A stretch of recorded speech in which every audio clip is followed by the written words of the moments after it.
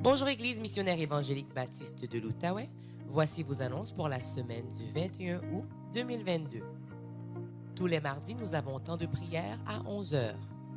L'Association des fermiers chrétiens du Canada nous invite à nous inscrire pour participer aux prochains événements d'évangélisation du mois de septembre. Pour vous inscrire, s'il vous plaît, contactez un membre du comité régional du district de l'Outaouais. Dimanche, le 11 septembre, sera notre dimanche des retrouvailles après les vacances d'été. Donc, soyez-y en grand nombre et invitez vos amis. Nos activités régulières reprendront sous peu. La reprise de l'école du dimanche de la garderie commencera dès le 11 septembre. Nos études bibliques reprendront à partir du 14 septembre. La jeunesse reprendra ses activités à partir du 16 septembre. Le ministère auprès des femmes, FCM, reprendra ses activités à partir du 16 septembre et le groupe des hommes reprendra ses activités à partir du 17 septembre. Pour les dîmes et les offrandes, nous le faisons par virement Interac. L'adresse est trésorerie@emebo.org. Dans la section questions, vous mettez l'objet de votre don et le mot de passe est Emebo84 en minuscule. Nous souhaitons un joyeux anniversaire à tous ceux qui célèbrent un anniversaire de naissance, de mariage ou de conversion cette semaine. Si vous nous visitez pour la première, deuxième ou troisième fois, nous vous souhaitons la bienvenue parmi nous. N'hésitez pas de nous contacter si vous avez des questions ou un besoin par les moyens affichés à l'écran, tout en vous souhaitant bon culte.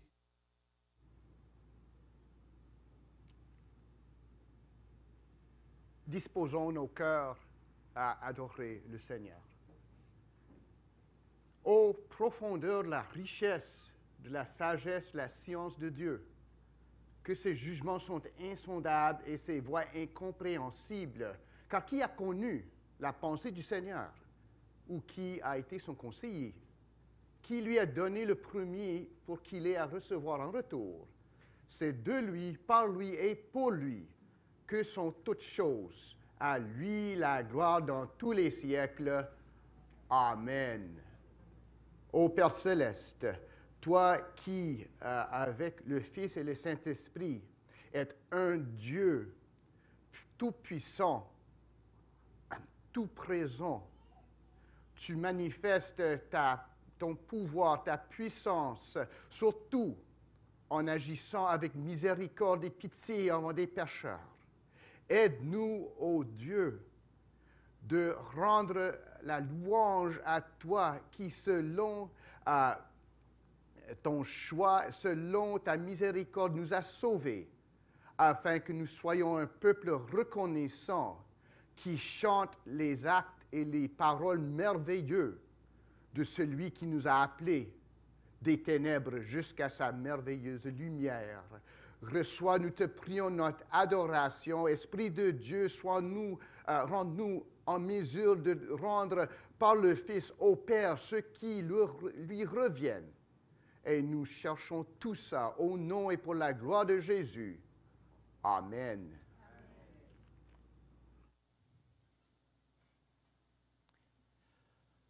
Sonde-nous, ô Dieu.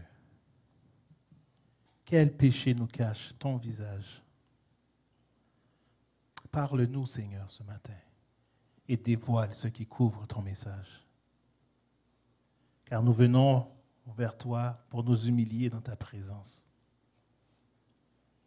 Ton sang a coulé pour laver nos cœurs et nos consciences. Ce matin, Seigneur, aide-nous à bâtir ton corps dans l'unité et que l'ennemi devant notre amour soit éloigné. Seigneur, renouvelle, que ta grâce inonde tes enfants. Nous prions, Seigneur, que tu te manifestes et que ta gloire éclate maintenant. Mettons-nous debout, mes frères et sœurs, et chantons que sa gloire revienne.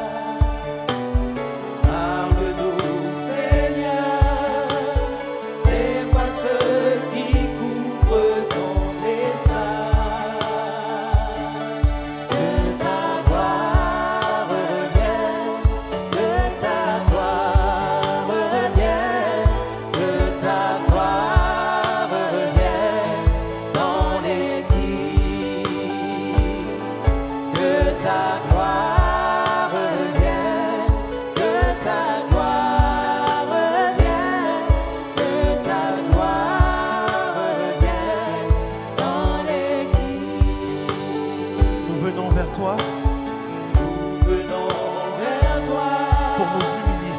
pour nous humilier dans ta présence. Merci Seigneur, ton sang Ton sang a coulé pour laver nos cœurs et nos consciences. et ta gloire. Que ta gloire revienne, que ta gloire revienne, que ta gloire revienne dans l'Église. Que ta gloire revienne, que ta gloire revienne, que ta gloire revienne dans l'Église. Aide-nous Seigneur Aide-nous, Seigneur, à bâtir ton corps dans l'unité et que l'ennemi devant notre amour soit éloigné. Seulement l'assemblée, que ta gloire.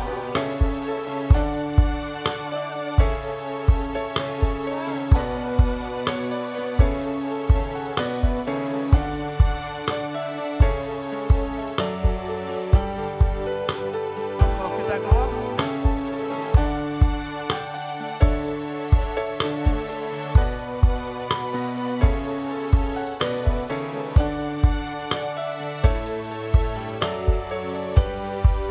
Ensemble, renouvelle-nous. Renouvelle-nous, que ta grâce inonde tes enfants. Manifeste-toi, Manifeste-toi, que ta gloire éclate. que ta gloire éclate maintenant. Ta gloire. Que ta gloire revienne, que ta gloire revienne, que ta gloire revienne dans l'Église. Que ta gloire revienne, que ta gloire revienne, que ta gloire revienne dans l'Église. Une prière, que ta gloire. Que ta gloire revienne, que ta gloire revienne, que ta gloire revienne dans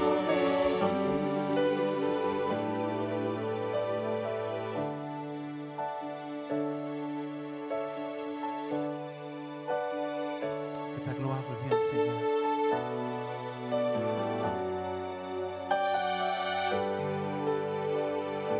Nous venons, Seigneur, humiliés devant ta sainteté. Prions que tu nous dévoiles quel péché nous cache ton visage.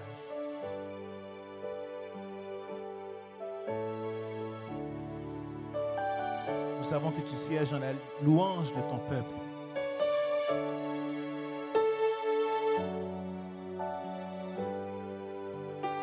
Viens, aguerris cette adoration et cette offrande. Dans le précieux nom de ton Fils Jésus, nous t'avons prié. Amen.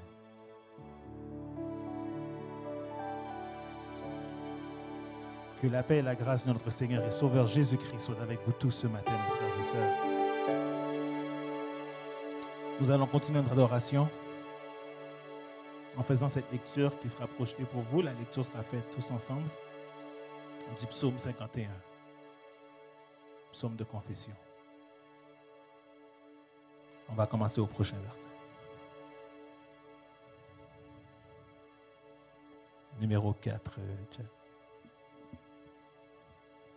Ensemble. Ô Dieu, aie pitié de moi dans ta bonté. Selon ta grande miséricorde, efface mes transgressions. Lave-moi complètement de mon iniquité et purifie-moi de mon péché. Car je reconnais mes transgressions et mon péché est constamment devant moi. J'ai péché contre toi seul et j'ai fait ce qui est mal à tes yeux, en sorte que tu seras juste dans ta sentence, sans reproche dans ton jugement. Voici, je suis né dans l'iniquité, et ma mère m'a conçu dans le péché. Mais tu veux que la vérité soit au fond du cœur. Fais donc pénétrer la sagesse au-dedans de moi. Purifie-moi avec l'hysope, et je serai pur. Lave-moi, et je serai plus blanc que la neige. Annonce-moi l'allégresse et la joie, et les eaux que tu as brisées se réjouiront.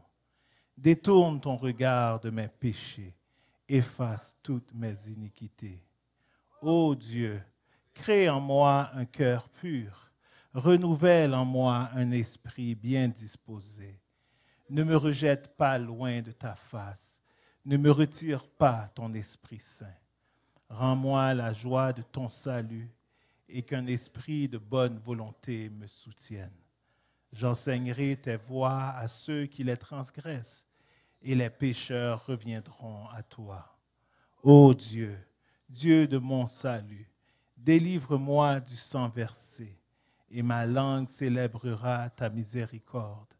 Seigneur, ouvre mes lèvres et ma bouche publiera ta louange.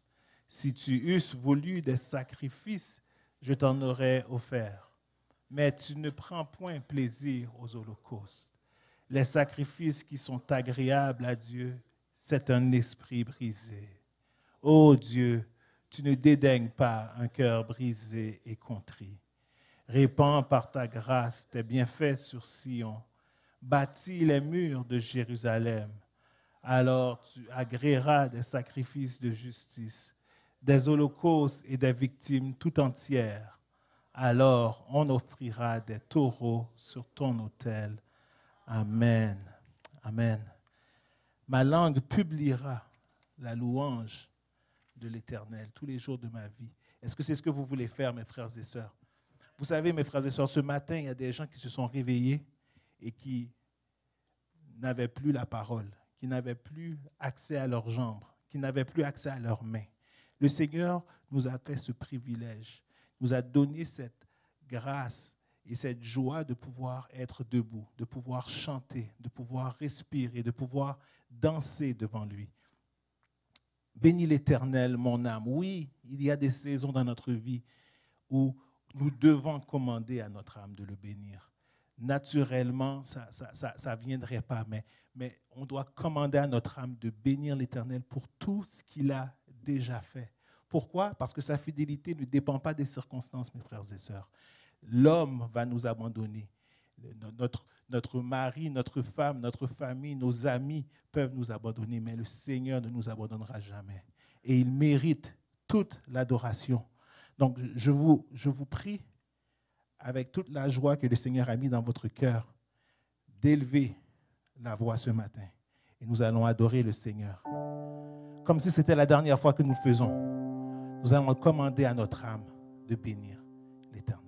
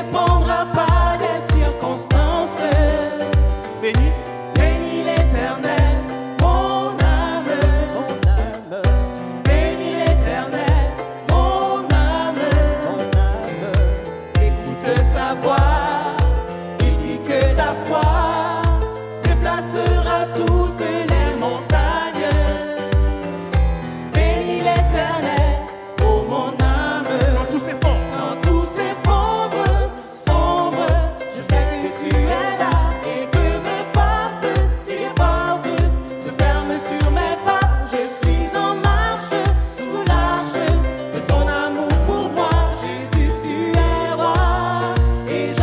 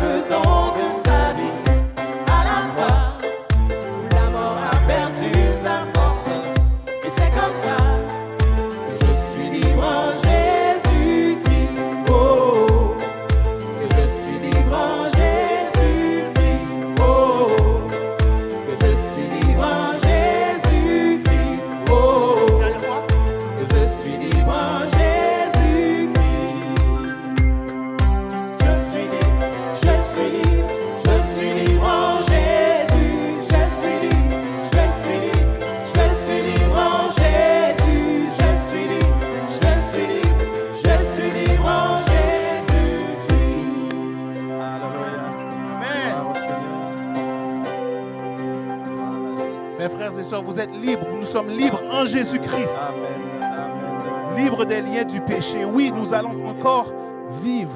Nous allons encore subir les pressions du péché, mais nous sommes libres car nous ne sommes plus que vainqueurs. Son sang a coulé. Son sang a coulé. Il nous a permis d'avoir cette victoire à la croix. Gloire à Dieu. Merci Seigneur d'être ce Dieu fidèle. Merci d'être celui sur qui on peut espérer, celui sur qui on peut croire.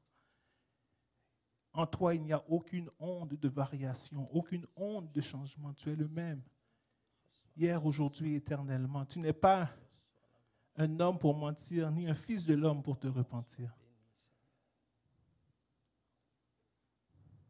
Gloire à toi, Seigneur.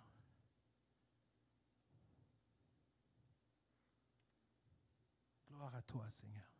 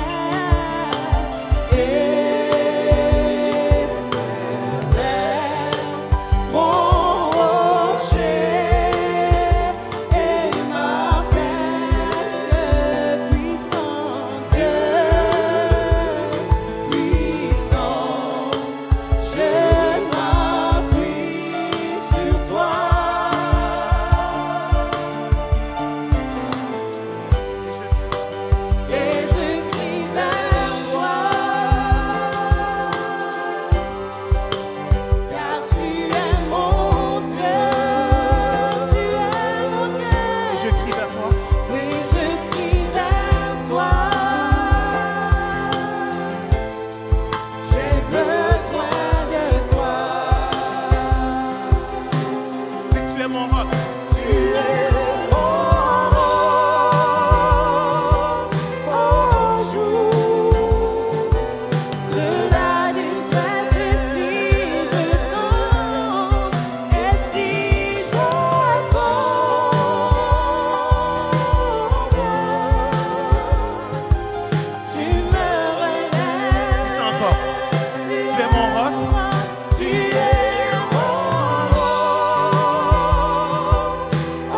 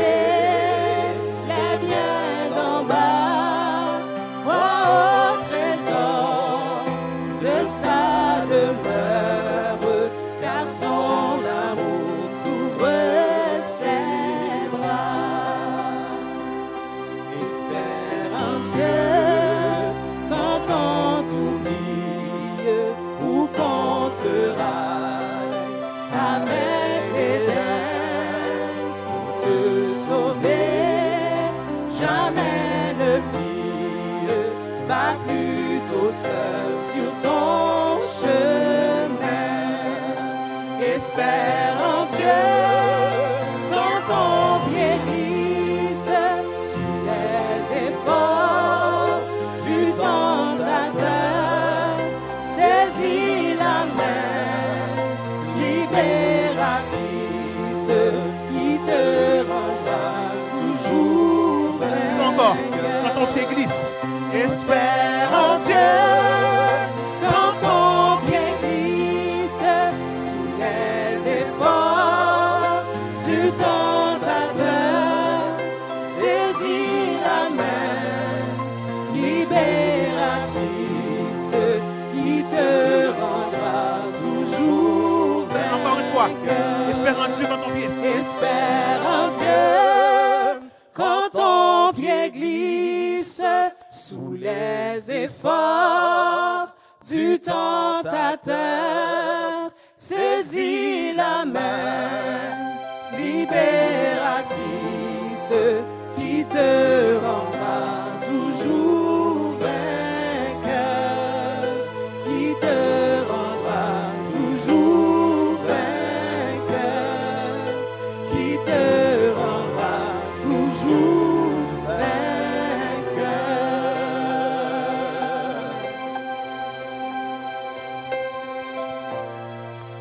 Parle à ton Dieu ce matin.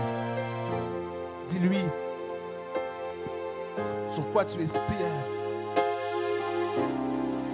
Lorsque l'ennemi veut te faire crouler,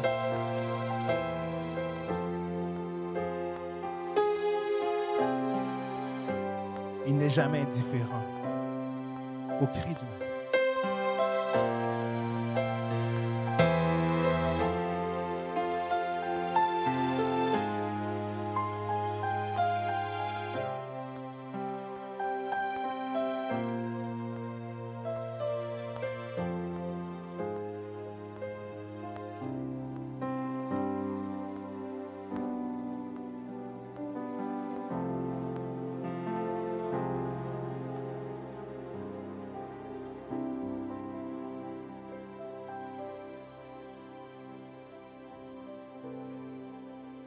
Gardez cette même attitude de prière, vous pouvez vous asseoir.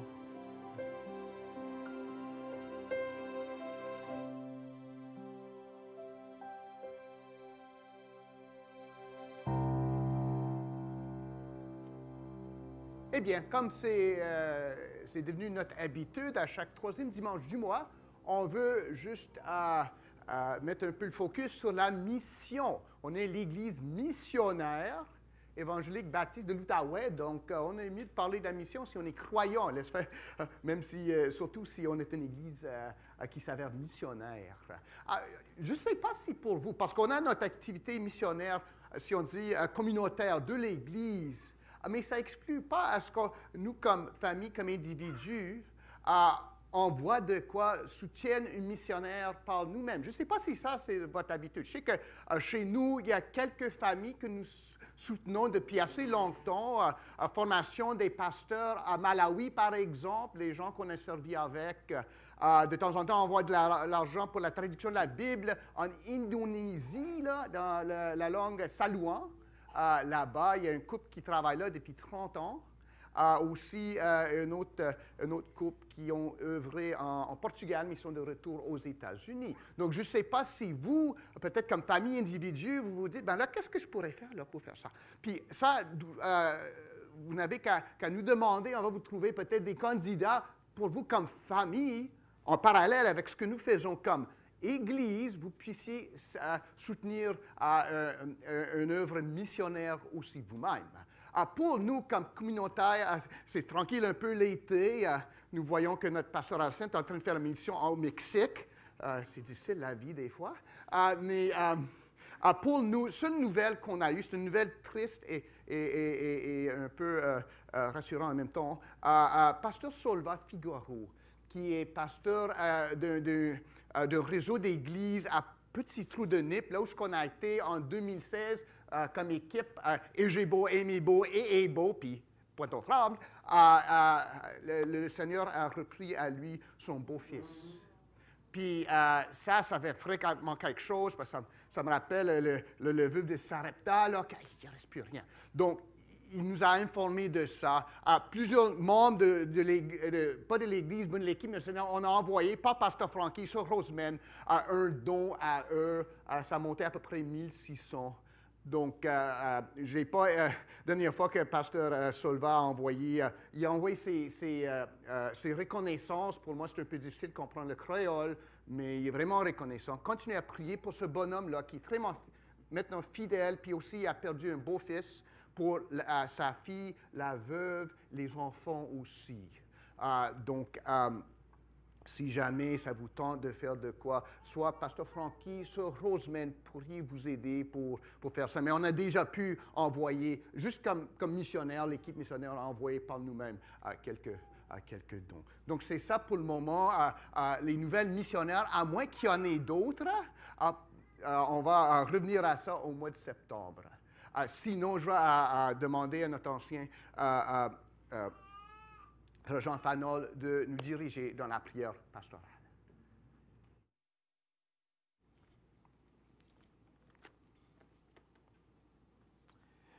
Nous allons continuer notre adoration en allant au trône de la grâce, en tel que nous indique la lettre aux Hébreux, chapitre 4, le verset 16. Approchons-nous donc avec assurance du trône de la grâce, afin d'obtenir miséricorde et de trouver grâce pour être secourus dans nos besoins. Prions. Papa, nous venons te célébrer, te louer, t'adorer de tout notre cœur, parce que tu es notre Dieu et tu nous as créés pour t'adorer, te louer et te servir. C'est en toi que nous mettons tout notre espoir, car la miséricorde est auprès de toi. Père éternel, écoute nos prières, prête l'oreille aux cris de ton peuple, écoute leurs supplications en ce moment et renvoie-nous avec un cœur affermi. Nous venons te présenter nos besoins avec un cœur sincère. Réponds-nous selon ta volonté. Nous intercédons pour la protection de nos frères et de nos sœurs qui sont en vacances. Assure leur sécurité. Et je prie spécialement pour Pasteur Arsène qui est au Mexique avec sa famille et qui est là-bas pour célébrer un mariage. Je prie que tu puisses utiliser ton serviteur pour bénir. Donne-lui la force qui vient de toi et que le message qu'il va apporter puisse trouver des cœurs préparés et que ce message puisse en transformer des cœurs. Je prie ce matin aussi que ceux qui sont faibles en soient raffermis et qu'ils reviennent forts et vigoureux pour continuer à faire une différence dans la vie de chacun d'entre nous. Que ceux qui souffrent dans leur corps puissent être soulagés et être guéris dans le nom de Jésus. Nous pensons ce matin à Pasteur Raymond McLean, Église de Mariéville, qui va subir cette intervention chirurgicale en cette semaine. Je prie que tu puisses utiliser l'équipe qui va diriger, qui va faire cette intervention, et que cette intervention soit une réussite, parce que c'est toi qui vas prendre le contrôle de tout. Ô Père, toi qui es le Dieu qui change les situations indésirables, toi qui as entendu la prière et qui as vu les larmes d'Ézéchias en lui donnant 15 années de plus, ajoute des années, si c'est ta volonté, à ceux et celles qui souffrent dans leur corps. Oui, toi le médecin suprême, toi qui peux soigner et guérir, nous réclamons ton intervention pour tous ceux et celles qui sont malades. Nous prions aussi pour ceux et celles qui ne peuvent plus dormir, ceux et celles qui ne font que pousser des soupirs, des gémissements. Sois avec eux dans leur détresse et mets un chant de louange et d'action de grâce dans leur cœur. Toi qui sais nous donner ce qui convient au moment opportun et nous donner ce qui contribue à notre bien, agis en faveur de tous ceux qui sont peinés et attristés. Nous pensons à notre sœur Renia, à notre sœur Nadège, dans cette tempête où elle se trouve, qu'ils puissent se tourner vers toi, car c'est toi seul qui peux les consoler. Console-les en ce moment. Réconforte-les, essuie les larmes de leurs yeux. Alors que samedi prochain, nous allons célébrer la vie de notre frère Claude, je prie que tu puisses utiliser l'équipe pastorale afin qu'il puisse utiliser les mots pour réconforter, pour encourager, et que ceux qui sont courbés puissent se lever et trouver la paix intérieure, la paix que toi seul en peux donner. Ce matin, nous prions aussi pour tous ceux qui tendent leurs mains vers toi pour un besoin qui les rend tristes. Permets qu'ils puissent en contempler comme un miroir ta gloire et qu'ils ne doutent pas de ta grandeur et de ta puissance. Nous prions pour que l'unité et l'amour fraternel continuent à grandir dans notre assemblée. Je prie que chaque couple puisse exercer et pratiquer le respect les uns envers les autres avec le même amour que Christ a pour son Église. Je prie que nos enfants soient obéissants à ta parole alors qu'ils se préparent à retourner aux études. Je prie que tu puisses les protéger, les garder sous ta sécurité, qu'ils aient la joie de te servir, que personne ne les influence négativement et qu'ils cherchent leur identité en ton Fils, en Jésus. Non seulement eux, mais les professeurs, les techniciens en éducation spécialisée, tous les intervenants qui vont reprendre le travail la semaine prochaine, cette semaine. Je prie que tu puisses les bénir, que tu puisses leur donner la force qui vient de toi et que par leur présence, par les mots qui viennent d'eux, ils puissent, papa, encourager d'autres personnes à te servir. Père éternel, nous continuons à te demander de protéger nos frères et nos sœurs chrétiens dans le monde entier. Peu importe l'endroit ou la situation désagréable en qu'ils pourraient faire face ou confronter, qu'ils gardent la foi et qu'ils continuent à être le sel et lumière du monde. Nous pensons à notre prochain secrétaire général Raphaël, qui attend les papiers nécessaires pour pouvoir rentrer, pour prendre position, pour s'occuper de son travail. Je prie, papa, que tu puisses ouvrir toutes les portes qui sont fermées devant lui et fermer les portes qui méritent d'être fermées, afin qu'il puisse rentrer ici pour prendre la responsabilité que tu lui as confiée. Ô Père, je prie pour les autorités de ce pays, les autorités de cette province, les autorités de cette belle ville de Gatineau.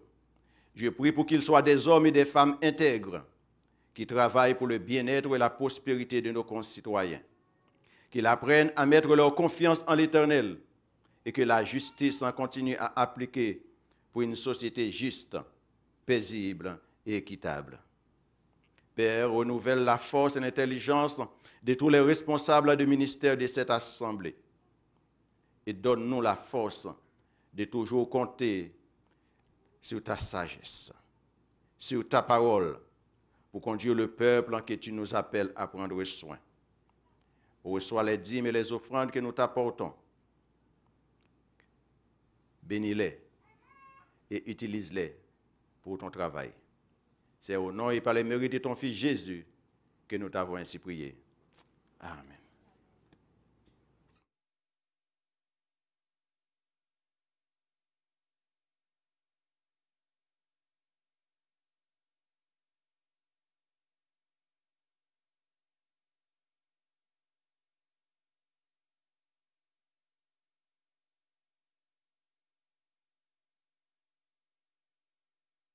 Commencer quelques annonces supplémentaires. Il faut dire, il n'en faudrait pas si tout le monde est ici à 10 heures, mais quand même. Juste pour souligner, Pasteur Arsène et Frère Bernard, notre président, sont en vacances bien méritées. Donc, entre-temps, si vous avez des besoins pastoraux, veuillez juste soit me contacter ou notre ancien frère Jean Fanol, et on va nous arranger pour vous aider. Aussi, le groupe des hommes, on a un petit défi devant nous. Il faut qu'on retourne le baptistère à l'église du Plateau. Donc, je vais vous parler à Stéphane Huberman après le culte pour essayer de voir qu'est-ce qu'on peut faire avec ça. D'autres annonces. On vous a partagé avec vous les détails de l'exposition et des funérailles de notre frère Claude. C'est en fin de semaine qui s'en vient. Et c'est là que l'équipe pastorale au sein de laquelle notre frère a servi pendant tellement longtemps aura l'honneur de rendre service à son témoignage en prêchant l'Évangile lors des funérailles. Donc, c'est vendredi, samedi. Vous allez trouver ça sur WhatsApp. Un courriel a déjà été envoyé. Si vous avez des questions, laissez-moi savoir et on va vous répéter les détails. Je pense que c'est toutes les annonces peut-être qui auraient dû être répétées. Je vois que, juste avant d'ouvrir la parole, je vois qu'on a plusieurs de jeunes amis parmi nous. Alors, ça, c'est une bonne chose parce que c'est une préparation, parce que l'école du dimanche se résume le 11 septembre. Je pense bien sûr, Francesca, c'est ça. Le 11, donc c'est une bonne pratique de s'asseoir tranquillement, en silence. En tout cas, mais juste un petit mot pour vous, les amis. Je ne sais pas si vous avez été à des noces, des mariages, peut-être comme petit visiteur ou je ne sais pas trop quoi. Moi, récemment, j'ai eu l'occasion d'en faire une, puis d'assister à un mariage de notre famille hier. Puis une chose que j'ai remarquée, les amis, j'étais assis avec, je pense que ça doit être une nièce. La famille de Louise est tellement grande, puis la mienne est petite, donc je me mêle de temps en temps. Une nièce, puis elle avait ses enfants avec elle, hein? Mais elle avait comme une robe rayée, pas rayée comme ça, mais rayée comme ça. Et les deux filles, le bonhomme, il n'y avait pas de robe, là, on ne fait pas ça. Mais les deux filles portaient des robes rayées aussi. Puis ça me faisait penser à quelque chose. D'abord, comme parents croyants, nous avons à donner un exemple à nos enfants qu'ils puissent nous ressembler, qu'ils puissent nous suivre. Donc, comme la madame avait la robe avec... oui, c'est une jupe. Oui, c'est une jupe, pas une robe. Une robe, c'est entière. Oui, c'est ça. Merci. Je mêle ça tout le temps. Je ne porte pas de jupe, moi. Mais les jupes, là, c'est comme rayé. Puis aussi, les jeunes filles de grande même, puis de même, avaient des jupes rayées. Elles suivaient sa mère. Puis nous, comme parents, devrions être en mesure d'être suivis par nos enfants. OK? Donc, comme parents chrétiens, nous devrions fournir un exemple. Et enfants qui ont la bénédiction de grandir dans un foyer chrétien, vous devriez regarder à papa, à maman et dire, j'aimerais être comme ça. Je veux faire pas juste ce qu'ils me disent, mais je vais faire ce qu'ils font aussi. Ça, c'est autre chose. Hein? Mais il y a une deuxième partie. Hein? Madame avait la jupe rayée, mais il fallait que chaque enfant ait sa propre jupe. La jupe de maman ne suffisait pas. Il fallait que chaque enfant porte sa propre jupe. Puis, mes jeunes amis, pour vous, c'est le même. Ce n'est pas assez si maman, si papa aiment Jésus. Il faut que vous-même, comme individu dans la famille, aiment Jésus pour vous-même. Pas par vous-même, mais pour vous-même. Pour que vous revêtiez de Jésus-Christ vous-même. Hein? Pas juste, ce n'est pas assez que papa et maman fassent ça. Ils vont prier pour vous. Je sais qu'ils font. Mais il faut que vous vous présentez devant le Seigneur, cherchez le pardon et cherchez à revêtir Christ et marcher avec vos parents, non pas juste comme parents, mais comme maintenant frères et sœurs en Jésus-Christ. OK, faites une leçon pour les jeunes. Donc, pensez-y, puis si vous avez un mariage, pensez-y la prochaine fois aussi. Rappelez-vous de notre prédication. Donc, ce qu'on va faire, on va ouvrir notre Bible à Matthieu chapitre 5. Matthieu chapitre 5. Je vais lire pour nous versets 27 à 32, je m'excuse, 27 à 32. Puis juste une petite question plutôt pour les adultes. On a vu que ce matin, c'est quel psaume qu'on a dit ensemble? 51. Mais Élie a dit, il n'aimait pas les premiers versets. Hein? Il dit, on va commencer le 4e verset. Pourquoi est-ce qu'on fait ça? Pourquoi est-ce que de temps en temps, on saute des versets dans les psaumes, selon vous? un hint. En anglais, on ne fait pas ça. Les Bibles anglophones, parce que les Bibles anglophones, les premiers versets de plusieurs, comme 51, c'est plutôt des mises en scène. On dirait quasiment que ce n'est pas à lire comme chant responsif de l'Assemblée, mais ça nous informe la situation. Donc, bien souvent, si vous avez des Bibles anglaises, ça va être en italique, en petit, puis on commence au premier verset, ce qu'on va lire ensemble. Dans les Bibles françaises, des Bibles allemandes, d'autres langues, on inclut ces versets-là. Donc, c'est pour ça que les versets, des fois, ne correspondent pas les uns aux autres, OK? Donc, ce n'est pas parce qu'Élie n'aimait pas ça. C'est pas parce que c'est plutôt comme introduction. Puis, ce qu'on a commencé, verset 4, je pense, Élie. Verset 3, merci. C'est là qu'on commence à chanter les louanges de l'Éternel ensemble. OK, juste quelque chose à... Puis, lorsqu'il n'y en a pas, des fois, ça nous indiquait que peut-être les deux psaumes allaient ensemble dans l'original, 42 et 43. Il n'y a pas d'introduction à 43. Parce qu'il se peut bien, ce n'est pas tellement important, que les deux allaient ensemble comme parole de Dieu, chanter un chant de louange et une prière en même temps. OK? Donc, juste quelques explications. Puis vous allez constater ça la prochaine fois qu'on va faire un psaume ensemble. Oh, on commence au verset 2. Oh, mais maintenant, je le sais pourquoi. Mais ce n'est pas les psaumes qu'on va prêcher ce matin.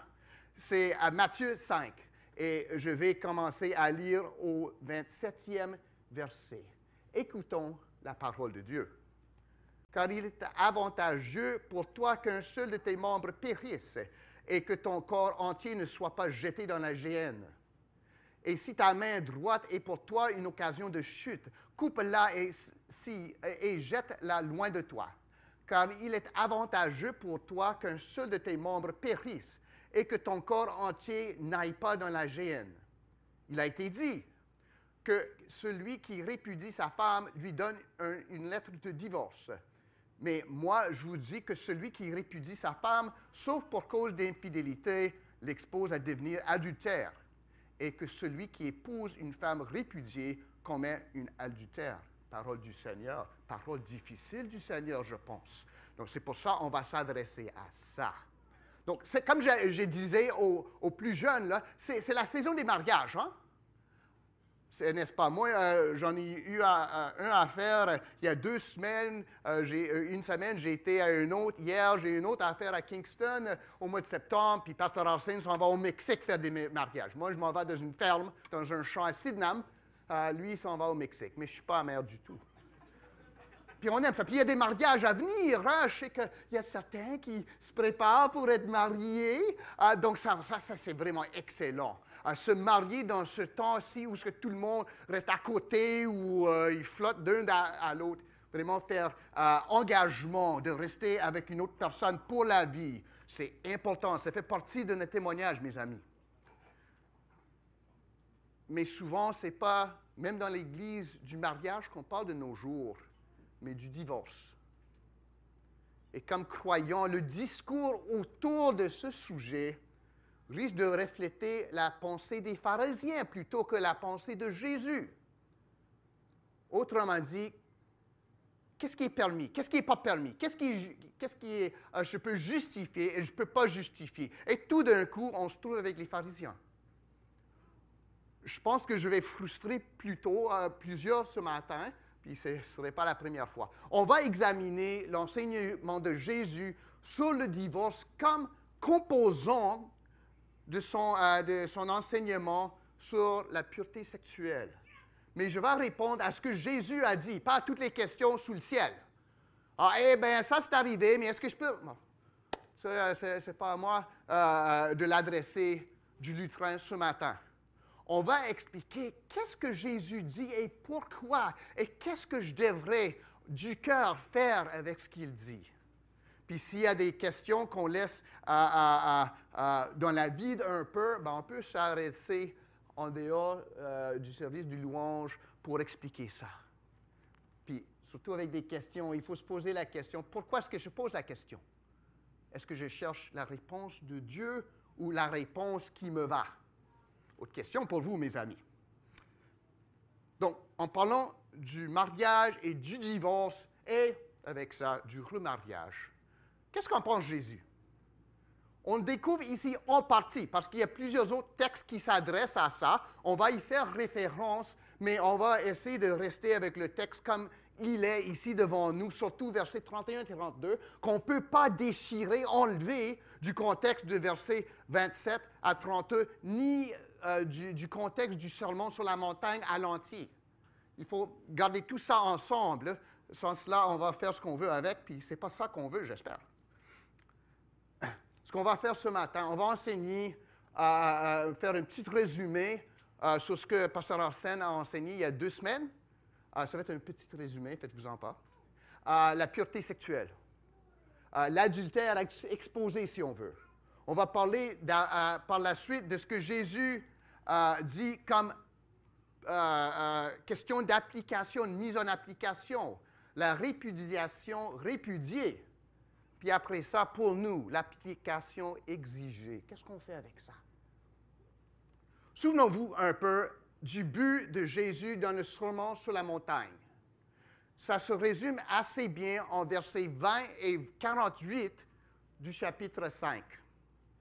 Puis moi, je l'ai devant moi, puis vous l'avez devant vous. Verset 20, Jésus dit, « Car je vous le dis, si votre justice ne surpasse à celle des scribes et des pharisiens, vous n'entrerez point dans le royaume des cieux. » Et verset 48, « Soyez donc parfaits, comme votre Père céleste est parfait. » C'est ces 2 choses-là qu'on veut garder toujours en arrière-plan pour diriger notre compréhension de ce que Jésus dit. Parce que c'est dans le contexte de notre justification, de notre purification pour ressembler de plus en plus au Père céleste qui est sans péché, sans tache, qui s'est manifesté parmi nous, Dieu parfait en Jésus-Christ. Qu'on fait ça. Ce n'est pas question de dire c'est qui peut être divorcé, qu'est-ce que je peux faire sans me faire poigner, sans me faire accuser. Non, on cherche comment avoir une justice qui dépasse celle des pharisiens. Puis comme on a vu, le problème avec la justice des pharisiens, ce n'était pas tout à fait qu'ils étaient pas de bons vivants. Est-ce qu'on dit ça? En tout cas, de bons gens. Ils suivaient la loi, mais ils ne suivaient pas du cœur. Ce n'est pas juste les pharisiens, mes amis, qui font ça. Nous le faisons nous aussi bien souvent. Puis si on ne l'a pas au cœur, en fin de compte, on ne fait que suivre la moitié la loi, la moitié que le monde observe. Ce que le monde n'observe pas, vous ne me voyez pas là, bon, je fais ce que je veux. Ça, c'est la justice qui est incomplète et qui n'est pas satisfaisante. Jésus nous dit, vous, croyants, croyantes, il faut que vous ayez une justice qui dépasse ça. Pas juste dans vos œuvres, hein, de votre connaissance de la loi, mais la connaissance, l'amour de la loi du cœur. Donc, c'est de ça que Jésus parle. Gardons ça toujours en tête, puis ça va nous aider, je pense, à bien comprendre ça. Donc, rappelons aussi la façon de faire de Jésus lorsqu'il enseigne ici. Je l'ai dit il y a quelques semaines, puis je trouve que ça va assez bien. Ce qu'il va faire ici, il enseigne surtout sur les commandements, les 10 commandements. En verset 21, il va commencer avec 6e commandement, tu ne tueras point. Verset 27, que Pasteur Arsène a ouvert pour nous. 7e commandement, tu ne commettras pas d'adultère. Prochain enseignement, ça va être le 9e commandement. Je ne sais pas pourquoi Jésus a mis de côté le 8e, mais il enseigne sur certains points de la loi pour dire, c'est comme ça, du cœur, que vous devez faire. Donc, la façon de faire de Jésus, puis je pense qu'on l'a affiché là, c'est qu'il va dire, c'est ça qu'on dit de la loi. Vous avez entendu qu'il a été dit. Autrement dit, c'est ceci qu'on dit de la loi depuis longtemps. Puis il ne dit pas que c'est complètement faux, mais c'est incomplet. Puis ça peut nous tricher, nous mener à trébucher. Deuxièmement, ce que dit Jésus comme roi. Ce qu'on dit de la loi, vous avez entendu qu'il a été dit, ce que Jésus, roi, dit de la loi. Mais moi, je vous dis, puis dans ces cas-là, ce n'est pas que Jésus dit, laisse faire la loi, là, c'est pas bon, c'est légaliste, Dieu, il ne se fait pas là, de votre obéissance. Non, il ne dit pas ça. Il dit, vous avez la loi, on a dit ça de la loi, je vous dis que ça va, c'est plus profond. Il n'enlève pas la loi, il cloue en place afin que ce ne soit pas entre moi et Dieu, mais que ce soit un moyen selon lequel je sers le Dieu qui m'a sauvé par la grâce. L'obéissance, selon Jésus, vient de la grâce déjà exprimée par Dieu. L'obéissance, selon les pharisiens, c'est pour nous garder d'un bon, si on veut, pour mériter notre grâce. Il y a une grande différence. L'un, c'est la religion, l'autre, c'est la voie de Jésus-Christ. Donc, ce qu'on dit de la loi, vous avez entendu qui a été dit. Ce que Jésus dit comme loi, mais moi, je vous dis, puis il y a toujours une mise en application. La partie que Pasteur Arsène a enseignée, la mise en application, c'est d'arracher l'œil ou de couper la main. Puis là, Jésus ne dit pas ça littéralement, mais il le dit pour de vrai. Autrement dit, on devrait être prêt à tout mettre de côté qui va nous empêcher de vivre en pureté selon la loi par le moyen de la grâce de Dieu en Jésus-Christ. Ce qu'on va voir au travers le sermon sur la montagne, c'est que Jésus ne nous prescrit pas de nouvelles lois, mais une loi qui a du poids, qui nous libère comme disciples pour servir Dieu du cœur, pas de la chair, selon la grâce. Mais c'est pratique ici. Il va parler de la haine, la pureté sexuelle, l'adultère, le mensonge, tout genre d'affaires pratiques. Jésus n'est pas là pour qu'on l'entende puis on ne fasse rien, mais pour qu'on l'entende pour lui obéir dans les choses de tous les jours. Puis ça, c'est beaucoup rassurant parce que Dieu qui est là est venu ici en Jésus-Christ. Il a pris notre chair pour vivre parmi nous. Donc, en même temps, la voie de Jésus-Christ, la voie de la croix, c'est divine, mais ça se pratique de tous les jours. Donc, on commence avec l'adultère exposé, versets 27 à 30. Puis, je ne vais pas tout refaire ce que Pasteur Arsène a très bien fait il y a 2 semaines. Il parle du 7e commandement, comment ne pas être poigné à commettre l'adultère, mais comment avoir une pureté sexuelle. Comment poursuivre ça? Pas devant les hommes seulement, mais devant Dieu. Puis il dit, OK, selon la loi, tu ne commettras pas d'adultère. 7e commandement, c'est bon. Il n'arrache pas ça. Il ne dit pas que bon, c'est plus valide, vous pouvez coucher avec ce qui vous voulez. Non, il ne dit pas ça du tout. Mais il dit, vous avez appris ça, c'est bon.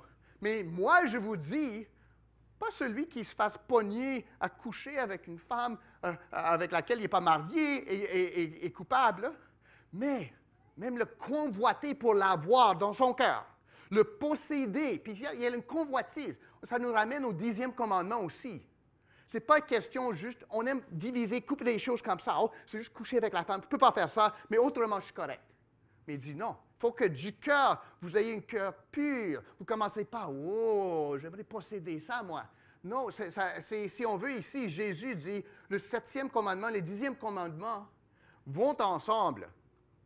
Et ils doivent être évités du cœur, cette question. Ce n'est pas juste regarder, mais vouloir s'emparer de l'autre, posséder l'autre. Puis bien dans le mariage chrétien, on voit des fois un qui essaie de posséder l'autre. C'est pour ça que lorsque je fais du counseling avant le mariage, je dis qu'il faut accepter l'autre comme il est, comme elle est. Vous n'êtes pas là pour la changer pour qu'elle devienne ce que tu veux. Parce que ça, c'est le traiter comme une chose, un objet, pour la faire changer selon ma sagesse infinie. Non, non, non. Vous allez être plus changé par le mariage que l'autre, tu vas le changer. Donc, il dit, en fin de compte, l'adultère, ce n'est pas un acte isolé, mais c'est le péché sexuel au large dont parle Jésus. Puis, la façon de considérer les gens. Puis le moi, puis comme j'ai dit, juste faire en résumé, si la loi, tu ne commettras pas d'adultère, Jésus dit, oui, c'est vrai, mais ça va bien plus loin qu'il disait. C'est plutôt pas de convoitise non plus, pas de désir de maîtriser l'autre, de convoiter l'autre, de le posséder, de s'en emparer. Mais c'est ça qu'il faut éviter aussi. Mais le moi, il faut que je me sépare de toute chose qui me causerait d'être tenté sexuellement. Ça inclut le smartphone, l'Internet, la musique, les amis. Cette femme qui me dit toujours comment beau que je suis. Puis ça arrive surtout avec les gars. Ah ben ma femme ne m'apprécie pas, mais cette jolie jeune femme, elle me dit comment je suis beau, elle ne me connaît pas encore. Vous voyez, mais on se fait tricher, on se fait tromper, hein? On sait que ce n'est pas bon, mais vous connaissez, c'est difficile, mon couple, mais elle est tellement compatissante, elle me comprend. Vous avez entendu ça, peut-être des amis? Ça ne va pas rester comme ça. Puis peut-être le problème, pourquoi ta femme ne te comprend pas, tu n'es pas comprenable. Il faut que tu te changes. Pas qu'elle change d'avis de toi, mais toi, tu te changes pour rendre la vie plus facile à elle. En tout cas, je ne parle pas de cas particuliers ici. Donc, Jésus nous dit, il faut se séparer de ça. Ce n'est pas question de négocier. Ah ben, juste un petit peu, là. Je vais juste passer un peu de temps avec elle. Je traite d'une situation d'une autre église où le pasteur a été poigné comme ça. Juste comme ça, tout d'un coup, il couchait avec la femme.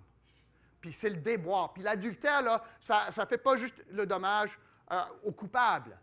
C'est aux innocents qui se font endommager. La femme ou le mari, les enfants, les amis. Si on est croyant, ceux qui ont vu le témoignage de Jésus, puis disent, ben Jésus n'est pas vrai, évidemment, là, parce que vous le connaissez, vous y faites confiance lorsque ça vous va, mais lorsque ça ne vous va plus, ben, vous faites ce que vous voulez, comme moi. Mais au moins, moi, je ne suis pas hypocrite. Je dis que je n'aime pas Jésus. Donc, vous voyez, il y a tant de blessés. Donc, il ne faut même pas commencer. Il faut fuir la tentation. Ce n'est pas une marque de faiblesse, c'est une marque de connaissance de soi. S'éloigner d'une situation, ce n'est pas céder. C'est de se connaître. Puis c'est ça qu'il faut, mes amis, se connaître du cœur. Pas comme les autres aimeraient qu'on soit. Et l'adultère, juste pour finir avec ça, ne vient jamais du néant. Ce n'est pas des petits pas. Hein? Je sais que peut-être dans les films, ça se passe autrement.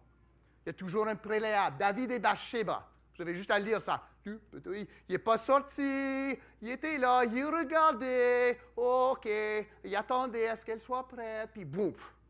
Puis on voit toute la suite. Puis ça, le restant du livre de 2 Samuel, puis 1 roi, 2 rois, c'est une suite de ce que David a fait. Donc, mes amis, protégez-vous. S'il y a une situation qui se présente comme ça, dites pas « Oh, je suis fort dans le Seigneur ». Non, si vous êtes fort dans le Seigneur, vous allez reconnaître, moi je vais reconnaître ma faiblesse, je vais m'éloigner de la situation. Puis je vais dire « Ouf, ouf, ouf ». C'est comme s'écarter d'une falaise. Hein? Je n'ai pas tombé là-dessus. Ça ne veut pas dire que je suis lâche. Ça veut dire que je me connais, moi. Connaissez-vous comme Jésus vous connaît. Donc ça, c'est l'adultère exposé. Puis Pasteur Arsène a fait un travail bien plus compréhensif que moi, je viens de faire. Puis vous avez juste à revoir ça il y a 2 semaines. Il est allé en détail. Puis ce n'est pas question d'adultère, c'est plutôt question de purité sexuelle. Mais nous venons à la prochaine étape. Puis si j'oublie de remercier mon frère pasteur de m'avoir laissé avec ce sujet-là, vous me rappellerez que je dois le remercier pour avoir enseigné sur ça, puis c'est moi qui parle du divorce. Hein, parce que c'est un problème difficile, mes amis. Si on veut ici, c'est la mise en application. Ce n'est pas comme une deuxième partie. C'est comme les psaumes ici. Si on veut, 27 à 30, c'est comme une partie, puis 31 à 32, c'est le suivi. Les deux vont ensemble. Jésus parle de l'adultère. La mise en application, ce n'est pas juste ne pas de couper la main, enlever l'œil. Des fois, c'est plus facile que dire le divorcement, c'est je le répudie, la répudiation. Puis c'est ça notre deuxième point. Il a été dit que que celui qui répudie sa femme lui donne un lettre de divorce. Est-ce que ça a été dit? Oui. Deutéronome 24, versets 1 à 4. Ça a été dit, ça a été écrit. Jésus en parle en Matthieu 19, par exemple, plus en détail. Ce n'est pas parce que c'est une bonne idée, c'était parce que Dieu cherchait à délimiter les dégâts d'un peuple qui voulait se débarrasser de leur femme parce qu'elle ne lui plaisait plus. Mais en tout cas, ça a été dit, ça.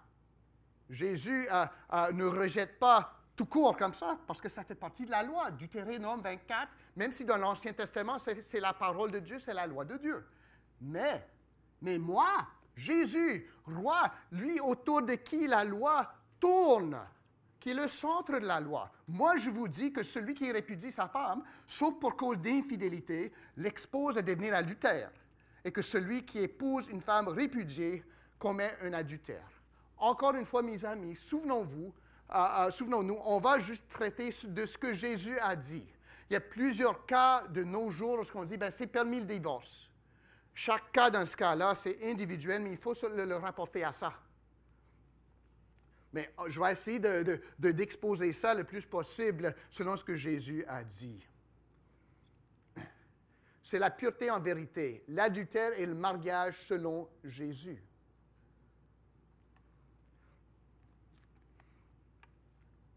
Lorsque ça vient au divorce, Jésus essaie d'abord de le dénormaliser.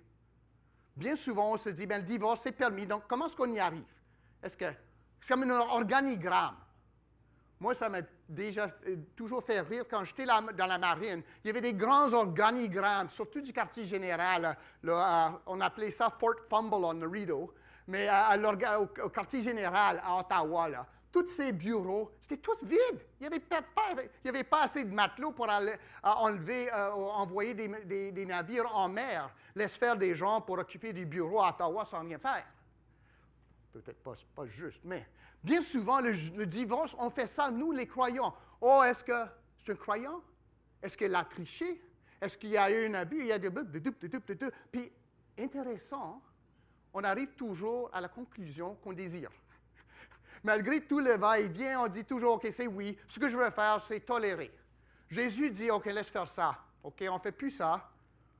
Il dit, je répudie la répudiation. Il va dire pourquoi. Il va dire les cas où la répudiation a déjà eu lieu. C'est cela que Jésus tolère le divorce lorsque le divorce, effectivement, a déjà été mis en place par un ou deux des deux. Donc, OK.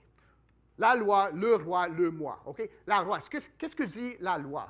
On peut répudier sa femme avec une lettre. Deutéronome 24, 1 à 4. Ce n'est pas pour juste n'importe quelle raison, mais qu'est-ce que dit la loi de Dieu selon Moïse? Lorsqu'un homme, verset 24, verset 1 à 4, lorsqu'un homme aura pris une épouse et épousé une femme qui viendrait à ne pas trouver grâce à ses yeux, parce qu'il a découvert en elle quelque chose de honteux, ce n'est pas défini ça, il écrira pour elle une lettre de divorce et après la lui avoir remise en main, il la renverra de sa maison, elle sortira de chez lui, s'en ira et pourra devenir la femme d'un autre homme. Puis on va juste cesser là. Donc on voit ici, oui, c'est toléré, mais c'est aussi pour protéger la femme. Parce que autrement, l'homme aurait pu dire, là, elle est souillée, elle a triché, puis sans qu'elle ait une défense, c'est fini. On voit que l'Éternel met ça en place pour protéger même la femme qui est renvoyée. Avec ce lettre-là, elle est libre à se remarier. Mais comme nous allons voir, ce n'était pas l'idéal. Puis Jésus dit aux pharisiens, plus tard, Matthieu 19, verset 8, c'est à cause de la dureté de vos cœurs. Ce n'est pas à cause que vous êtes de bons gens, là. Vous cherchez à plaire au Seigneur. C'est parce que vos cœurs sont durs et l'Éternel a fait intervention pour protéger les innocents. Donc, en tout cas, c'était...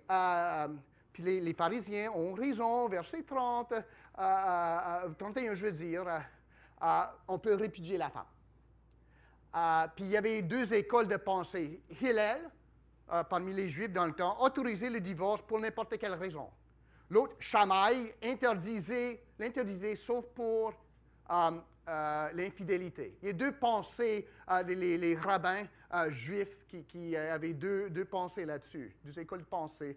Mais Jésus ne prend ni l'un ni l'autre. Il va au cœur. Comme le maître, il va au cœur. Et il dit que toutes ces choses-là, c'est pour mitiger les dommages à cause de la dureté de votre cœur une fois marié, ça veut dire qu'on reste marié. Donc, si la loi dit ceci, qu'est-ce qu'il dit le roi? Il ne se confirme pas aux deux écoles parce que ça, c'est pas répondre à la bonne question. Puis c'est ça, lorsque nous lisons, nous écoutons le sermon sur la montagne, puis il dit, ben, il ne s'adresse pas à mes questions. Il se peut-tu que vos questions ne sont pas les bonnes? On a vu ça avec Jésus. Votre autorité, ça vient d'où, là, vous? Bon. Jean-Baptiste, son autorité, ça venait d'où? Ben, tout le monde se tait, hein? Jésus va tout droit au cœur. Puis c'est ça qu'il va faire ici. On laisse faire les questions niaiseuses pour l'instant, pas importantes, qui nous font virer de gauche ou à droite. Je viens au cœur ici.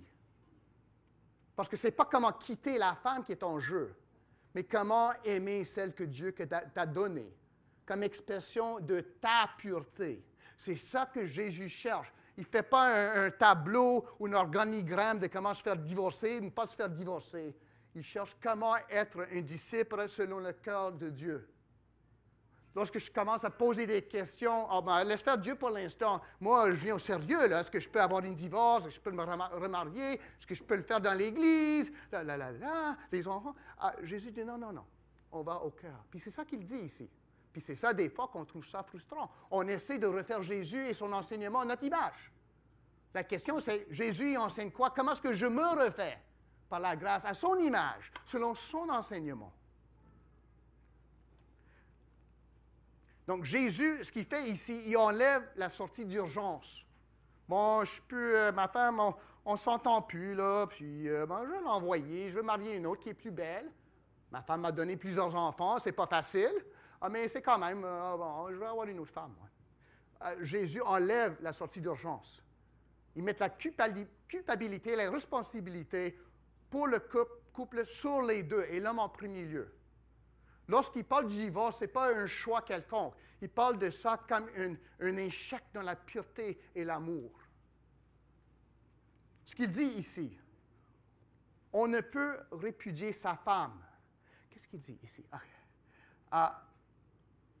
Sauf pour cause d'infidélité, l'expose à devenir adultère. C'est une bonne traduction, ça. Lui, c'est qu'on le rende bien. L'expose à devenir adultère. Est-ce que ça veut dire que si un homme renvoie sa femme, elle devient adultère? Non. Il y a une exposition. Pensez-y. Dans ce temps-là, une femme est bottée hors de la maison. L'homme qui a tout, là, il va trouver une autre plus belle, qu'il aime bien pour une certaine saison. Mais l'autre femme a fait quoi? Sa femme a fait quoi? Dans le temps-là, il n'y a pas d'argent. Elle est couverte de honte maintenant. C'est une femme souillée. Bien souvent, soit elle va rester à côté avec un homme, elle va se livrer à la prostitution parce qu'il n'y a plus de choix. Autrement dit, ici, puis on parle de l'amour, pas des règlements, le divorce risque de faire de la femme répudiée, puis c'est pas mal souvent la femme. Un adultère, c'est pas qu'on n'aura pas de choix, mais on a enlevé tous les autres choix. On en est coupable, mais l'homme est aussi coupable, vous voyez. Il a botté, la sait rien, puis il la critique lorsqu'elle commence à poursuivre peut-être une voie malsaine. Lorsque Jésus dit ici, ça risque de faire d'elle un adultère. Si moi, comme croyant, j'aime ma femme comme croyante, je ne veux jamais que ça lui arrive. Ce n'est pas question, OK, ici, là, peut-être je peux le divorcer, puis pasteur un tel m'a dit, non, je dis, j'aime ma femme. Je ne veux jamais qu'elle fasse face à l'accusation qu'elle est devenue adultère. Donc, je veux la protéger parce que je l'aime. C'est pour ça que je ne cherche pas un divorce, c'est par amour de ma femme, vous voyez. C'est pas c'est permis dans certains paragraphes D, sous-paragraphe 1, sous-section. Non, si j'aime ma femme, je laisse faire les sous-sections, là, puis je dis, je reste avec. Donc, ça expose un autre à devenir adultère. L'homme n'a pas la liberté de se séparer de sa femme. En effet, l'adultère que représente un remariage, dans un tel cas, est sur sa tête à lui. l'a exposé à devenir adultère. Puis celui qui se marie à une femme répudiée, il dit que comme un adultère. Autrement dit, il se met dans une relation pour mettre fin à l'autre mariage, vous voyez. S'il y a une femme qui est répudiée, puis peut-être qu'il y a une chance de réconciliation, puis moi je dis, oh, ben je vais la marier. Bien, moi, en tout cas, j'ai mis fin à cette autre relation. C'est pour ça, lorsqu'il y a des cas de remariage, il faut vraiment dire, est-ce que toi, tu as été impliqué dans la dissolution de l'autre couple? Là? Si c'est ça le cas, c'est fini. Là. Vous n'êtes pas éligible à être marié. Donc, on voit ici, ce que cherche Jésus, ce n'est pas des voies des sorties de secours, mais comment exprimer l'amour, comment aider le couple à rester ensemble, comment chercher un cœur pur. Celui qui marie une femme répudiée participe à la destruction du couple et devient lui aussi coupable. On va voir que Paul va ajouter une précision plus tard, puis on va passer juste 1 minute ou 2 avec. Donc, c'est quoi la seule raison permise ici? Que Jésus dit, c'est pas... puis ça, c'est quelque chose aussi. C'est pas que le divorce est complètement prohibé, interdit. Il y a une raison. C'est laquelle? L'infidélité. L'infidélité. Qu'est-ce que ça veut dire, ça? Bon, OK. Leçon de grec pour le matin. Le mot, c'est pornéa. Ça vous fait penser à quoi, pornéa? Pornographie. Autrement dit, c'est une déviation sexuelle. C'est pas, OK, ça ne veut pas dire, puis c'est compliqué lorsqu'on parle de l'infidélité ici. Ce n'est pas nécessairement il a été couché ou elle a été couchée avec un autre homme. Il y a aussi des déviances sexuelles. Être accro de pornographie jusqu'au point qu'il n'est plus capable de fonctionner comme mari, que pour lui, la femme qu'il aime est sur vidéo. Sa vraie femme qu'il a aimée, qui lui a donné d'enfants, il n'est plus capable d'y penser. Vous voyez, c'est ça que fait les hommes, les gars, la pornographie. On commence à idoliser une femme qui n'existe pas et on abandonne, si c'est juste dans l'esprit et dans notre cœur, notre vraie femme qui nous aime, que Jésus nous a donnée. Ça, c'est aussi l'infidélité. Donc, c'est peut-être plus grand qu'on pensait, en même temps qu'on voit que les conditions, les justifications du divorce sont moins nombreuses qu'on pensait, vous voyez. Mais pourquoi est-ce que dans ce cas-là, Jésus permettrait, puis il n'y oblige pas. Il y a eu des cas d'adultère où le couple a bien décidé de rester ensemble. Jésus ne rend pas ça obligatoire. Oh ben, il y a eu d'adultère, vous êtes finis, vous deux. Mais pourquoi est-ce que vous pensez qu'il dirait, dans ce cas-là, c'est permis d'avoir un divorce? Puis là, je dirais, là où le divorce est permis, le remariage, dans certains cas, l'est. On ne peut pas dire, vous divorcez, il faut rester... non. Un divorce biblique ouvre la porte à un jour, peut-être, un remariage biblique. Mais, sauf dans le Seigneur, comme le dit l'apôtre Paul, 1 Corinthiens 7, verset 39. Pourquoi ces conditions-là? Puis, c'est important, mes amis, si on veut donner une possibilité de divorce. Lorsque les deux viennent ensemble, ils deviennent, dès le début, ça ouvre la porte à Matthieu 19. Je vais lire ça pour vous. Parce que c'est la même chose, plus ou moins, que dit Jésus, dans un autre contexte, mais avec un peu plus de précision. Matthieu 19, ça a l'air que ceux qui l'entendaient, peut-être qu'il n'y avait pas de pharisiens là, on ne sait pas, sur la montagne, ils n'avaient pas fini leur question. Oh, oui. Matthieu 19, à partir du 3e verset. Les pharisiens l'abordèrent, Jésus, et dirent, pour l'éprouver. Puis c'est la question. Bien souvent, lorsqu'on parle du divorce, c'est pour éprouver Dieu. Prouve-moi pourquoi je ne devrais pas pouvoir faire ce que je veux, moi.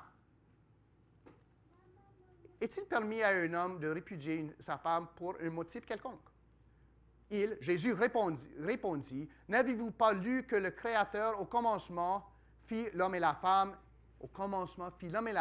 et il dit, C'est pourquoi l'homme quittera son père et sa mère et s'attachera à sa femme, et les deux deviendront une seule chair. Genèse chapitre 2. Tout au commencement, avant la chute. Ainsi, ils ne sont plus deux, mais ils sont une seule chair. Que l'homme donc ne sépare pas ce que Dieu a joint. Puis il va continuer pour traiter de cette exemption, si on veut, qu'a donné Moïse. Mais ce qui est plus important, c'est que lorsqu'on se marie, puis il parle du sexe, là, ici, les amis, des relations sexuelles. Je sais qu'on n'aime pas parler de ça, mais ça va au cœur de ça. Les enfants ici ne sont pas venus dans le courrier, hein? Par FedEx, là. Donc, on se marie pour une certaine raison. Puis il dit ici, lorsqu'on se réunit comme ça, on devient une chair. C'est pour ça que l'apôtre Paul dit aux croyants de l'Église de Corinthe de ne pas s'associer avec des prostituées, parce qu'on fait des deux une chair. C'est important, mes amis. La sexe, c'est ce que Dieu dicte. Ce n'est pas ce que moi je pense ou ce qu'on pourrait voir sur certains sites. Les deux deviennent une. Donc, c'est pour ça que le divorce est tellement, tellement une tragédie. Mais c'est pour ça aussi qu'une fois que cet lien d'une chair est brisé, est rompu par l'adultère, on peut dire, OK, c'est fini le mariage. Peut-être.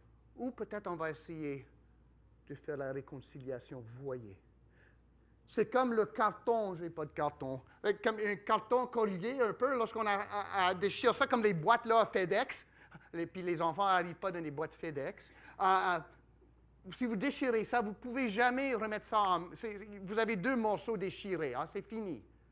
Mais c'est ça le mariage, le couple, lorsqu'il y a l'adultère, l'un qui se détache pour devenir une chair avec un autre. C'est pour ça que Jésus dit, dans ce cas-là, je vois une possibilité d'adultère, parce que le mariage a déjà été rompu. Le divorce, je parle d'adultère, de divorce. Le divorce ne fait que reconnaître ce que vous avez choisi de faire. Mais ici, dans cet enseignement, puis en 19 aussi, c'est vraiment la seule exception que Jésus donne. L'idée est de garder sain le mariage, comme expression, pas juste de « OK, on est de beaux couples, notre Église est pleine de couples unis », mais ça tombe sous la rubrique du discipulat. Puis c'est ça que j'essaie de souligner lorsque je fais l'appropriation de la mariage. Pour deux croyants, ça fait partie de votre discipulat. Les disciples de Jésus-Christ, vous mariez l'un à l'autre. Ça va vous fournir les plus grands défis, puis aussi les plus grands atouts, la plus grande aide, votre femme, votre mari, à votre sanctification. Mais on le voit comme ça, on ne voit pas ça comme non, on va ajouter des bagues en or, puis tout le monde est heureux. L'idée est de garder sain le mariage, comme expression de la pureté du cœur, et de protéger l'innocente. Les deux vont ensemble avec Jésus. Non de voir comment on peut briser la loi sans conséquence. Jésus s'adresse au cœur, à la pureté sexuelle, au discipulat, à la poursuite de la sanctification, sans laquelle personne ne verra le Seigneur. C'est ça pour Jésus, le mariage. Pas, OK, il y a des règlements, il y a des coutumes, il y a des va-et-vient, bon, OK. On doit voir la répudiation de la femme dans le contexte de la définition de l'adultère que donne Jésus. Le regard malin suffisait. Qui suis-je pour ensuite répudier ma femme? Vous voyez? Si Jésus dit, je commence à comme ça, en effet, j'ai commis l'adultère. Est-ce que je suis maintenant pour dire, ma femme ne me plaît plus, je le rejette? Ce que je devrais faire, c'est me confesser mon péché, puis embrasser ma femme. Bien souvent, lorsque je suis prêt à faire l'un, c'est parce que j'aurais fait l'autre. Vous voyez? Donc, c'est quoi l'application exigée? Il y a toujours un moi là-dedans. Qu'est-ce que je fais? Je lutte pour garder mon couple. Ça prend du travail, mes amis. Bien souvent, on dit, si ça prend du travail, ce n'est pas l'amour. Mais si vous avez été marié pour plus que 3 semaines, vous allez savoir que ce n'est pas vrai du tout. L'amour prend du travail. Parce que ma femme est tellement difficile. Non, parce que moi, je suis tellement difficile. Je suis pécheur. Il y a des choses que je dois apprendre de moi-même pour être un mari supportable pour ma femme. Ça prend du travail, mes amis. Ça prend le mise à part du moi, de ce que j'aime, pour mettre en première place ce que veut ma femme.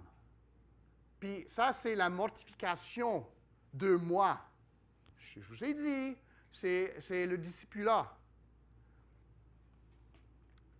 Donc, d'abord, on lutte, on travaille, on se force pour préserver notre couple, pour mettre en premier lieu ma femme, votre mari. On encourage les autres à rester mariés. S'il y a des problèmes, venez, prenez un café ou je ne sais pas ce que vous voulez, peut-être le chocolat chaud, hein, épicé pour les Haïtiens. Pour les Africains, je ne suis pas trop sûr. C'était le thé quand j'étais à Malawi, peut-être c'est moins le cas ici au Canada. Mais venez, on va parler ensemble, passer du temps ensemble. Normaliser le mariage. C'est tellement dénormalisé en dehors de nos cercles. Il faut qu'on normalise. C'est un don d'être marié. C'est un don de vouloir être marié. Soit-on célibataire, soit-on marié, on essaie d'encourager ça, de renforcer ceux qui luttent là-dedans. Mon couple, c'est un terrain de ma sanctification. Ce n'est pas juste à l'église, oh, le pasteur Gordon, oh, voyons. Pas aussi long que le pasteur Arsène, mais quand même, c'est beaucoup. Non, ce n'est pas ça du tout. C'est que je lutte au foyer pour poursuivre ma sanctification, puis pour aider à Louise à poursuivre sa sanctification. Pas chercher, comment est-ce que je pourrais le quitter? Est-ce que je serais mieux de rester ou pas? Non. Non, ce n'est pas ça. Hein? Ça fait partie de notre vie en Christ. Je vois ma femme comme partie de moi-même. On a dit une chair. Hein? L'apôtre Paul, en Éphésiens, chapitre 5, le dit un peu autrement. Éphésiens 5, verset 28 à 30, je pense bien. Il dit... OK. C'est ainsi. Il a donné l'exemple de Jésus-Christ qui s'est livré pour son Église, hein, pour la purifier, pour l'acheter, pour le racheter, si on veut. C'est ainsi que les maris doivent aimer leur femme comme leur propre corps. Celui qui aime sa femme s'aime lui-même. Car jamais personne n'a haï sa propre chair, mais il la nourrit et en prend soin comme Christ le fait pour l'Église, parce que nous sommes membres de son corps. C'est pourquoi l'homme, encore une fois, quittera son père et sa mère et s'attachera à sa femme, et les deux deviendront une seule chair. Je n'avais pas compris ça avant récemment. Car jamais personne n'haït sa propre chair. Mais c'est vrai, mais il parle de quoi? Il parle, pour moi, Louise est ma propre chair. Parce qu'on est une chair par le mariage. Venus ensemble, on a 2 enfants qui sont preuve qu'on est venus ensemble. On est une chair, donc si j'ai Louise, je m'aime moi-même. Puis c'est fou, ça. Je m'aime, je suis tellement aimable. Mais donc, je dois aimer Louise aussi. Donc, on devient un ici. Ce n'est pas légaliste ni centré sur soi-même, mais c'est aimer notre femme, notre mari. OK, quelques questions qui doivent se soulever. Parce que, pasteur, vous venez de dire qu'il n'y a pas de divorce sauf qu'il y a un adultère. Bon, c'est pas mal différent. On voit ailleurs dans les Écritures. Puis je ne vais pas passer trop de temps, l'heure avance, puis aussi, on a pas mal couvert ce que Jésus a dit dans ce cas-ci. Mais on voit qu'il y a des exceptions. L'apôtre Paul en parle, 1 Corinthiens 7. Il parle, mais c'est dans une circonstance. Bien souvent, les exceptions ne sont pas les exceptions qu'on pense. Il parle, par exemple, d'un couple mixte. Puis moi, je ne dis pas de couple de multiethnique. Je parle de couple croyant, non-croyant. C'est ça, mixte dans la Bible. Hein? Ça n'a aucun lien avec la couleur de la peau, la langue, quoi que ce soit. C'est l'amour de Jésus.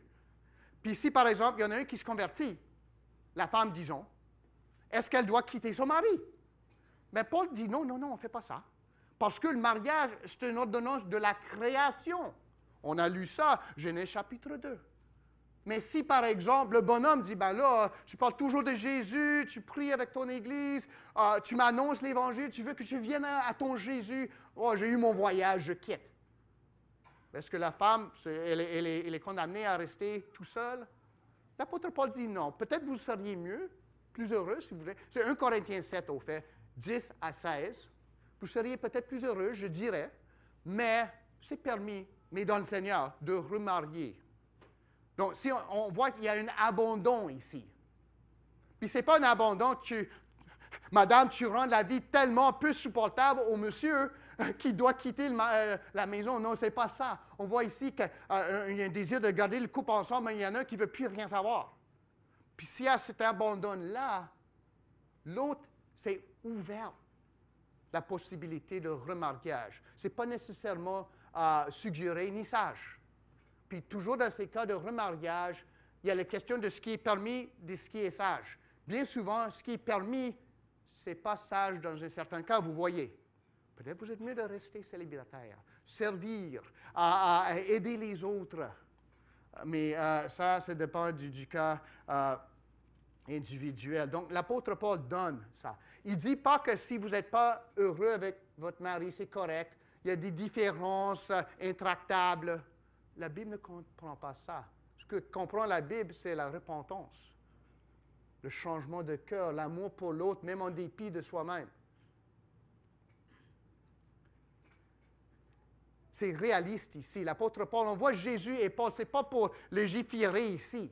C'est pour s'adresser à la gloire de Dieu dans la vie d'une disciple, et aussi par soucis pastoraux pour le couple, les gens ici. Puis lorsqu'on s'adresse ou on pense à la question du divorce, il faut penser aux deux. La gloire de Jésus-Christ dans ce couple et aussi le bien-être spirituel, le réconfort des deux gens. Puis le réconfort, ce n'est pas quitter ma femme pour que je puisse en avoir une autre. C'est OK, comment? On veut avoir la paix ici. Comment est-ce que vous pourriez vous réconcilier? Puis Jésus cherche ici, pas la répudiation mais plutôt la réconciliation. Puis un autre cas, je vais juste le mentionner parce que c'est le cas de peut-être quelques-uns parmi vous ou peut-être quelqu'un chez nous, au foyer. L'abus physique. Mon mari me bat. Est-ce que je dois rester avec lui? Il y en a qui disent, ouais, il faut être missionnaire dans le... Bon, on ne veut pas être missionnaire aux œufs et au beurre, là. Je dirais ici, si quelqu'un qui ne pourvoit pas aux besoins de sa famille est pire qu'un infidèle, quelqu'un qui bat sa femme qui est encore pire. Pour moi, c'est là, on a un infidèle qui est marié, on sépare les deux pour la protection de l'innocente, puis on pense à ça par la suite. Dans ce cas, je dirais, puis si l'apôtre Paul, lorsque Paul dit « c'est moi qui parle, pas Jésus », c'est parce qu'il dit, c'est pas que c'est pas inspiré, c'est plutôt que Jésus n'a pas mentionné ce cas-là. Moi, je le mentionne sous l'inspiration du Saint-Esprit. Moi, je mentionne ce cas-là, je ne suis pas inspiré. Mais dans un cas d'abus, madame, peut-être monsieur, vous n'êtes pas obligé de rester là pour faire un type de pratique, de boxe de votre conjoint. On cherche à quitter, puis si possible de réconcilier. Puis dans ce cas-là, il faut dire, moi comme pasteur, je n'aurais pas de misère du tout. Si jamais une femme devait quitter son mari qui la battait, de dire, allez-vous-en, protégez-vous, c'est l'autre qui vous a abandonné, c'est fini. Ça, c'est juste moi qui parle. Donc, en fin de compte, pour terminer ici, le divorce est contre la volonté de Dieu. Il y avait dans le temps, c'est Perry F. Rockwood, je ne sais pas, si vous ne comprenez pas l'anglais, vous n'aurez pas entendu. C'est un ancien prédicateur fondamentaliste. Puis je trouvais un peu dur à supporter de temps en temps. Mais lorsqu'il disait, il priait pour son auditoire, sa radio. Puis il disait, « Oh, Dieu ne veut pas que ce mariage se brise. » Là, le bonhomme avait raison. Dieu ne veut pas qu'un mariage se brise. Il doit y avoir d'autres façons. Il faut s'examiner avant de prendre un pas qu'on ne peut pas retirer, vous voyez. Si dans votre cas, votre couple est sur le point de s'éclater, parlez-en à quelqu'un. Venez voir si on peut faire quelque chose, on peut encourager quelque chose. On ne se marie pas dans le vide, on ne se divorce pas dans le vide non plus. On vit ensemble. Puis c'est là que l'Église devrait venir à votre secours, à votre support. pour vivre à travers ça et puis triompher de ça. Puis la dernière question ici, puis on termine. Pour votre mariage, ou si vous êtes célibataire, est-ce que vous servez Jésus dans votre état actuel? Ou est-ce que je dis, bien, un jour, mon mariage va ressembler à ce que disait Pasteur Gordon, puis Jésus ici dans la Bible? Ou est-ce que aujourd'hui, ça ressemble? Est-ce que c'est aujourd'hui, c'est là que j'essaie de trouver, de servir à Jésus-Christ dans mon mariage, en servant, en aidant ma femme? Est-ce que lorsque je suis en train de chercher peut-être un mari un jour, une épouse, je cherche quelqu'un qui va m'aider pour toute la vie que Dieu va nous donner ensemble à suivre Jésus, à marcher avec Jésus, à grandir dans Jésus et à aider l'autre à grandir dans Jésus. Que nous cherchions du cœur à obéir à Jésus pour que ainsi, dans le mariage, en dehors du mariage, nous brillons comme des flambeaux, lumière dans ce monde et celle dont il a tellement besoin. Que Dieu nous soit en aide. Amen.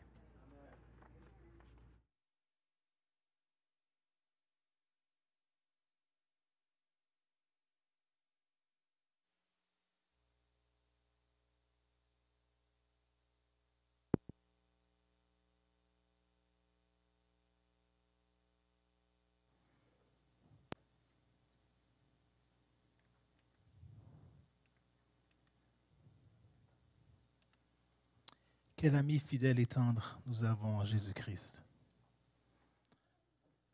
Toujours prêt à nous entendre et à répondre à notre cri.